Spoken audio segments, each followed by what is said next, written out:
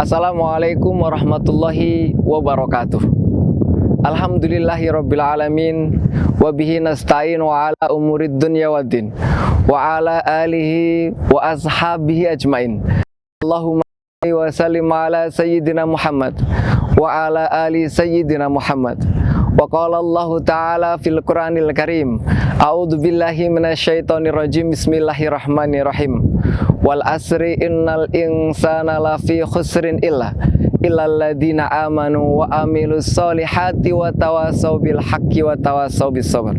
Para pemirsa yang dimuliakan oleh Allah Subhanahu wa taala, kita manusia diciptakan di muka bumi ini tujuannya hanya satu, yakni beribadah kepada Allah. Sebagaimana Allah Subhanahu wa taala sampaikan dalam Al-Qur'an surat Az-Zuriyat ayat ke-56. A'udzubillahi minasyaitonirrajim, bismillahirrahmanirrahim. Wa ma khalaqtul jinna wal insa illa liya'budun. Dan Allah tidak ciptakan kita, golongan manusia, dan tidak menciptakan jin kecuali hanya beribadah kepada Allah Subhanahu wa taala. Dari ayat ini Allah Subhanahu wa taala sampaikan bahwasanya ibadah adalah hal yang wajib. Bukan hanya saja kita manusia, tetapi ternyata jin juga punya sama tugasnya, yakni beribadah kepada Allah Subhanahu wa taala. Ibadah itu bukan berarti Allah butuh kita, tidak. Bukan berarti pula Allah mengekang kita, tidak. Tetapi sebaliknya, dengan ibadah inilah bagian dari caranya Allah Subhanahu wa taala untuk menempa kita agar kita menjadi orang yang beruntung dan menjadi orang yang sukses. Di antara sekian banyak ibadah yang mendapat perhatian yang lebih adalah sholat. Begitu pentingnya sholat, makanya sholat itu adalah ibadah yang tidak diperbolehkan ditinggalkan oleh kita, walaupun dalam keadaan sakit. Ketika kita sedang sakit tidak bisa berdiri, maka kita tetap wajib hukumnya untuk melaksanakan sholat, walaupun dengan duduk. Begitu juga ketika kita melakukan sholat dengan duduk tidak bisa, maka kita melaksanakan sholat dengan berbaring. Dan selanjutnya ketika kita berbaring tidak bisa, maka kita tetap diwajibkan untuk melaksanakan sholat walaupun hanya dengan isyarat. Begitu perhatiannya Allah Subhanahu wa taala tentang sholat ini. Ternyata di balik itu semua ada rahasia kebaikan untuk kita.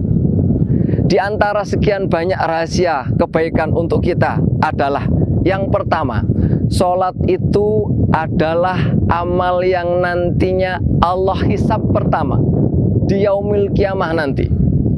Dan amal sholat inilah yang akan jadi tolok ukur bagi kita.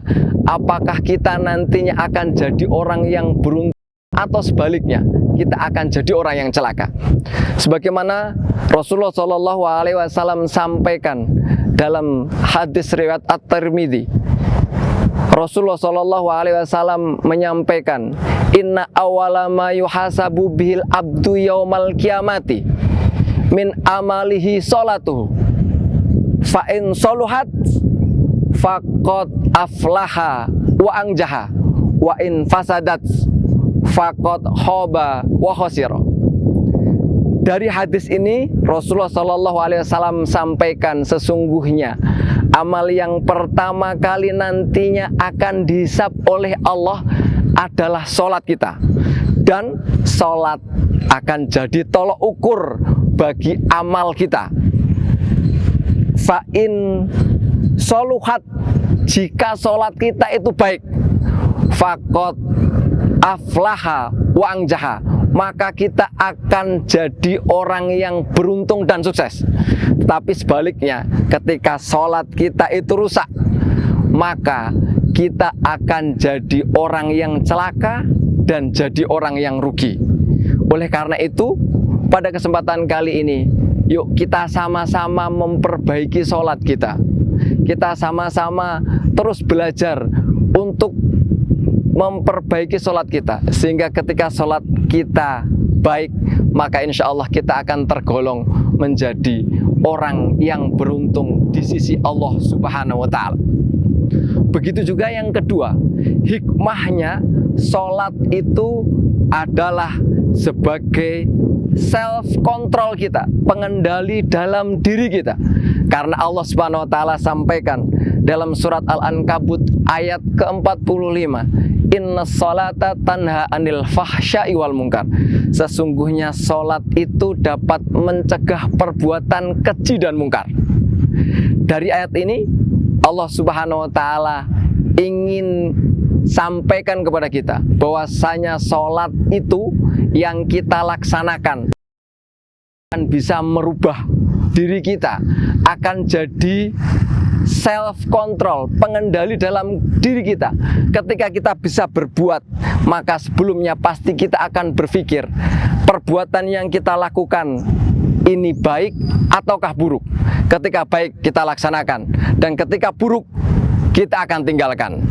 Dan Rasulullah SAW juga tekankan, walaupun mungkin saat ini kita belum pede tentang sholat kita, maka terus harus kita istiqomahkan tentang sholat kita. Kita perbaiki sholat kita. Rasulullah SAW suatu ketika kedatangan seorang laki-laki, kemudian orang laki-laki ini menyampaikan kepada Rasulullah SAW, ya Rasul, ada seorang laki-laki, malamnya dia sholat, tetapi paginya dia mencuri. Kemudian apa yang dikatakan oleh Rasulullah? Rasulullah SAW menyampaikan, dengan sholat itulah maka perbuatan mencuri itu akan lama-lama terkikis dan akan jadi orang yang baik. Dari hadis ini Rasulullah SAW sampaikan kepada kita bahwasanya kita harus terus istiqomahkan diri kita. Kita niatkan dalam diri kita. Semoga suatu saat nanti Allah Subhanahu wa Ta'ala memberikan hidayah kepada kita, sehingga sholat kita akan menjadi semakin baik, dan akhir hidup kita akan jadi orang yang beruntung di sisi Allah dan akan mulia di sisi manusia. Demikian, semoga bermanfaat. Wassalamualaikum warahmatullahi wabarakatuh.